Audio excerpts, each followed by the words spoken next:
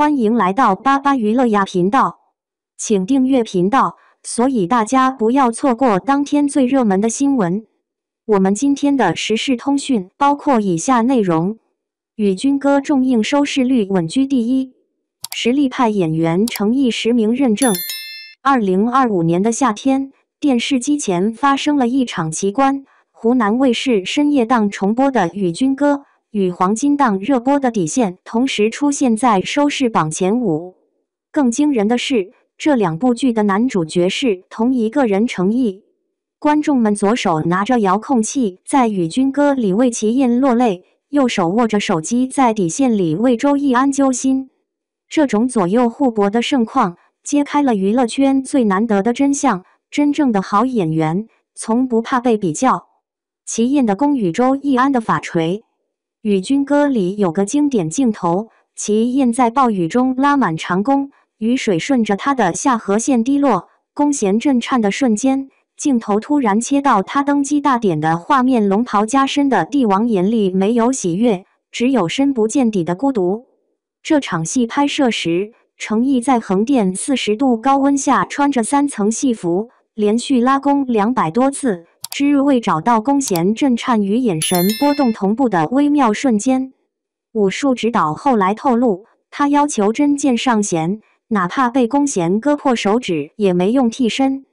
这种疯魔换来的是观众4年的念念不忘。当2025年重播时，00后观众在弹幕刷屏，齐燕闭眼那刻，我的眼泪比暴雨还猛。而老粉们发现新细节，齐燕每次握剑时小拇指会不自觉地抽搐，这是程毅特意设计的创伤后遗症，暗示角色自幼被权宦当傀儡驯养的阴影。与此同时，底线里的周易安正在法庭上拍案而起。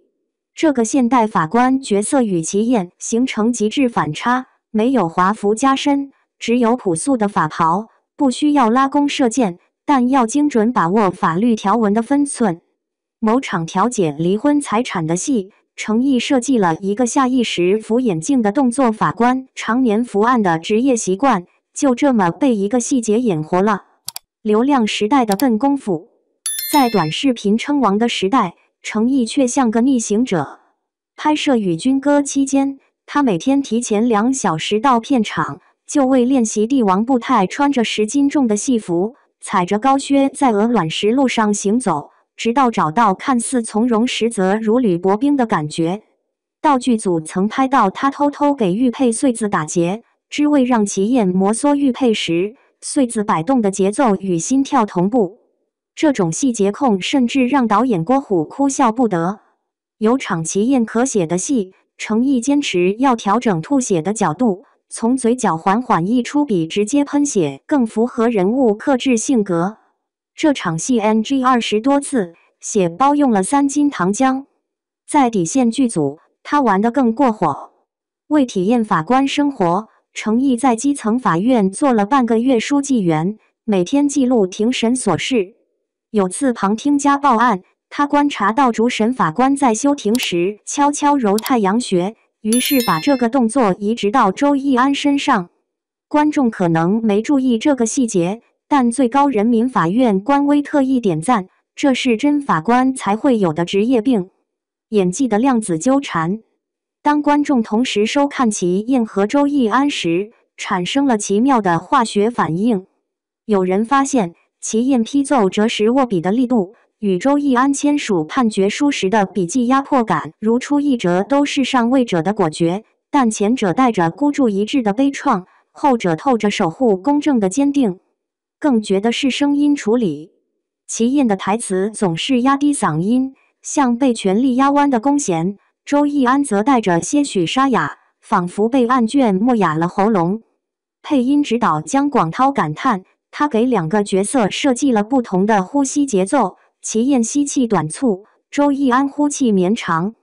这种一人千面的能力，在流量明星扎堆亚戏的当下显得格格不入。当程毅在底线片场啃刑法学讲义时，其他剧组传来数字小姐念台词的八卦。当他为齐燕设计132种眼神变化时，某古偶剧男主因爱演技被群嘲。观众用遥控器投票的结果证明，真正的好戏经得起时间检验。破圈背后的行业密码，与军歌重播破纪录的背后，藏着观众对演技内卷的渴望。当仙侠剧还在比拼谁的特效更烧钱时，程毅用微表情和肢体语言筑起护城河。齐燕登基时那个似笑非笑的表情，被北电教授收入表演教材。这个镜头里同时传递了悲哀、嘲讽和决绝，是典型的斯坦尼斯拉夫斯基体系中国化案例。而在底线中，他撕掉了古装男神的标签。某场执行死刑的戏，周易安在签字前手指悬空3秒，这短短3秒里，程毅演出了法律人的敬畏、人性的挣扎和职业的担当。中国政法大学课堂将此片段作为司法伦理案例分析，因为它让法条有了温度。流量与实力的辩证法。当其他顶流忙着上综艺维持曝光时，程毅在莲花楼剧组闭关8个月。他让武术指导把自己吊在威亚上吃饭，只为保持李相宜的轻盈体态，为演好英雄志里的残障谋士。他拄拐半年导致肌肉萎缩，杀青后复健3个月才恢复。这种笨办法在数据时代看似低效，却意外打通了口碑与流量的任督二脉。与军歌重播期间，程毅演技在抖音自然流量破10亿，网友自发剪辑的齐燕108种哭法合集，比任何买量广告都管用。更难得的是，他打破了古装美男转型必扑的魔咒。底线的收视率超过同期所有都市剧，证明观众要的不是固化人设，而是演员与角色的互相成全。正如编剧费慧君评价，程毅把周易安演成了活人，所以观众相信他判的每个案子都是真的。或许程毅自己都没意识到，他正在改写娱乐圈的生存法则。当同行们焦虑花期太短时，他用齐燕的功与周易安的法锤证明，真正的演员从不过期，只会像老酒般越陈越香。下次再看到收视榜上左右互搏的奇观时，不妨记住，这不是流量的胜利，而是演技的破壁。